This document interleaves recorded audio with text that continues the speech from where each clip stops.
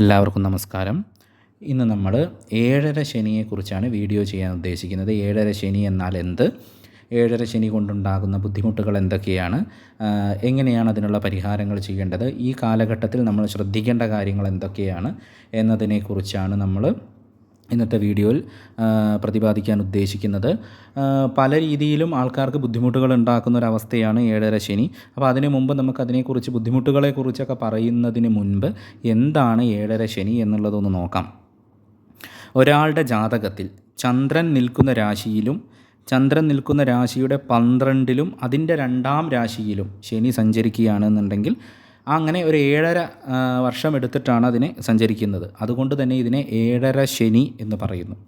അപ്പോൾ 12 എന്ന് പറയുമ്പോൾ ഇപ്പോൾ ഒരു ഉദാഹരണം പറയുകയാണെങ്കിൽ, ഉദാഹരണമാണ്, മേടം രാശിയിലാണ് ഒരാളുടെ ജാതകത്തിൽ ചന്ദ്രൻ നിൽക്കുന്നതെന്ന് വിചാരിക്കുക.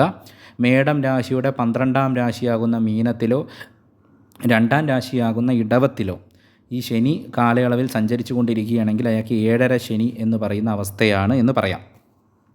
അപ്പോൾ ഈ ഒരവസ്ഥയിൽ ഈ 7.5 വർഷത്തിനുള്ളിൽ ശനി 12ൽ നിൽക്കുന്ന ആദ്യത്തെ 2 വർഷം, അതായത് 12 പിന്നെ ചന്ദ്രൻ നിൽക്കുന്ന രാശി പിന്നെ അതിൻ്റെ 2ാമത്തെ രാശി, ഇങ്ങനെയാണ് സഞ്ചരിക്കുക. അതായത് ഇപ്പോൾ മേടത്തിലാണ് നിൽക്കുന്നതെന്ന് വിചാരിക്കുക.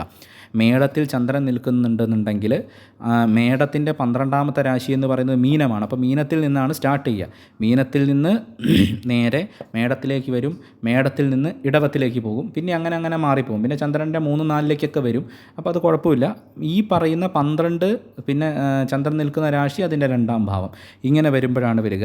അപ്പോൾ ഇത് സ്റ്റാർട്ട് ചെയ്യുമ്പോൾ ഇപ്പം മേടത്തിലാണെന്നുണ്ടെങ്കിൽ മീനത്തിലാണല്ലോ, 12ാം രാശിയിൽ നിന്ന് ഇത് തുടങ്ങുന്നു. 12ാം രാശിയിൽ നിൽക്കുന്ന ആദ്യത്തെ 2 വർഷം ജാതകന് മനസ്സിൽ ഒരു സമാധാനവും കിട്ടില്ല. ഒരു സ്ഥലത്ത് ഉറച്ചു നിൽക്കാൻ പറ്റാത്ത അവസ്ഥ, നിന്ന സ്ഥലത്ത് നിന്ന് ഓടി വേറൊരു സ്ഥലത്തേക്ക് പോകേണ്ടി വരിക, രോഗങ്ങളെ കൊണ്ട് ബുദ്ധിമുട്ടുണ്ടാക്കുക, അമിതമായ അനാവശ്യമായിട്ടുള്ള ചിലവുകൾ ഉണ്ടാക്കുക. ചന്ദ്രൻ നിൽക്കുന്ന രാശിയിലേക്ക് ശനി എത്തുന്ന സമയത്ത് ശരീരത്തിലേക്ക് ഇത് നല്ല രീതിയിൽ ബാധിച്ചു കൊണ്ടിരിക്കും. അതായത് ശരീരത്തിന് എപ്പോഴും അസുഖങ്ങൾ മൂർച്ഛിച്ചു കൊണ്ടിരിക്കും. ഭാര്യയ്ക്ക് രോഗതുല്യമായിട്ടുള്ള അവസ്ഥയുണ്ടാകുക, അല്ലെങ്കിൽ ഭർത്താവിന് അസുഖങ്ങൾ കൂടുക, ഒരു കാര്യവും ശരിയായിട്ട് പോകാത്തൊരവസ്ഥയിലേക്ക് പോവുക, എല്ലാ കാര്യങ്ങൾക്കും നാശം സംഭവിച്ചുകൊണ്ടിരിക്കുക. പിന്നെ നമ്മുടെ വസ്തുക്കളായാലും വണ്ടികളായാലും അങ്ങനത്തെ കാര്യങ്ങളെല്ലാം വെറുതെ ഇങ്ങനെ നശിച്ചു പോയിക്കൊണ്ടിരിക്കുന്ന അവസ്ഥയുണ്ടാകുക. ജന്മരാശിയുടെ 2ൽ ശനി നിന്നാൽ, അതായത് ഇപ്പോൾ ഞാൻ പറഞ്ഞ പോലെ ഈ ചന്ദ്രനാണ് ജന്മരാശി, അതിൻ്റെ 2ലേക്ക് വന്നു കഴിഞ്ഞാൽ ഒരു കാരണവുമില്ലാതെ ആൾക്കാർ വന്ന് നിങ്ങളോട് പ്രശ്നം ഉണ്ടാക്കിക്കൊണ്ടിരിക്കും, വെറുതെ വന്ന് നിങ്ങളോട് കലഹം ഉണ്ടാക്കിക്കൊണ്ടിരിക്കും, അനാവശ്യമായിട്ട് വീണ്ടും നിങ്ങളുടെ ധനനഷ്ടം, ഇടപെടുന്ന എല്ലാ കാര്യത്തിലും പരാജയമുണ്ടാകുക, ഇങ്ങനെയെല്ലാമുള്ള ബുദ്ധിമുട്ടുകൾ ഈ ഏഴര ശനി കൊണ്ട് നമുക്കുണ്ടാകും. അപ്പം നമ്മൾ ഈ ഒരു അവസ്ഥ വന്നു കഴിഞ്ഞാൽ നമുക്ക് ഉണ്ടാകാവുന്ന ദുരനുഭവങ്ങളെക്കുറിച്ചാണ് ഞാൻ പറഞ്ഞിരിക്കുന്നത്. പിന്നെ ഒരാളുടെ ജീവിതത്തിൽ സാധാരണ 3 തവണ ഏഴര ശനിയുടെ ഫലം അനുഭവിക്കേണ്ടതായിട്ട് വരും എന്നാണ് പൊതുവേ നമ്മൾ പറയുക. അപ്പോൾ ആദ്യത്തെ ഈ പറഞ്ഞിട്ടുള്ള ഒരു ഈ പറഞ്ഞിട്ടുള്ള അവസ്ഥകളിലെല്ലാം നമുക്ക് ഈ പറഞ്ഞ പോലെ 12 ഭാവത്തിൽ നിൽക്കുമ്പോഴാണ് നല്ല രീതിയിൽ, എല്ലാ ഭാവത്തിലേക്ക് വരുമ്പോഴും ബുദ്ധിമുട്ടുകളുണ്ട്. അപ്പം ഒരു 3 തവണ എന്തായാലും നമുക്ക് ഒരു ആളുടെ ജീവിതത്തിൽ ഏഴര ശനി അനുഭവിക്കേണ്ടതായിട്ട് വരും.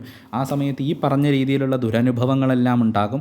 അപ്പോൾ ആ കാലഘട്ടത്തിൽ നമ്മൾ ചെയ്യേണ്ടത് എന്താണെന്ന് വെച്ചാൽ, പൊതുവേ നമ്മളോട് എന്താ പറയുക, ഏഴാണ്ട് ശനിയാണെങ്കിൽ, അല്ലെങ്കിൽ അതുപോലെ എന്താ പറയുക, നമുക്ക് കണ്ടക ശനിയാണെങ്കിൽ നമ്മളോട് ശാസ്താവിൻ്റെ ക്ഷേത്രത്തിൽ പോയിട്ട് വഴിപാട് കഴിക്കാൻ പറയും, അല്ലെങ്കിൽ ശനീശ്വരന് പോയിട്ട് ഇത് ചെയ്യാൻ പറയും, എള്ളുതിരി കത്തിക്കാൻ പറയും ശാസ്താവിന്, ഇങ്ങനെയൊക്കെയാണ് നമ്മൾ പറയുക. അപ്പോൾ ഇതുകൊണ്ട് മാത്രം നമുക്കതിന് പൂർണ്ണമായിട്ട് അതിന് മാറ്റം വരില്ല.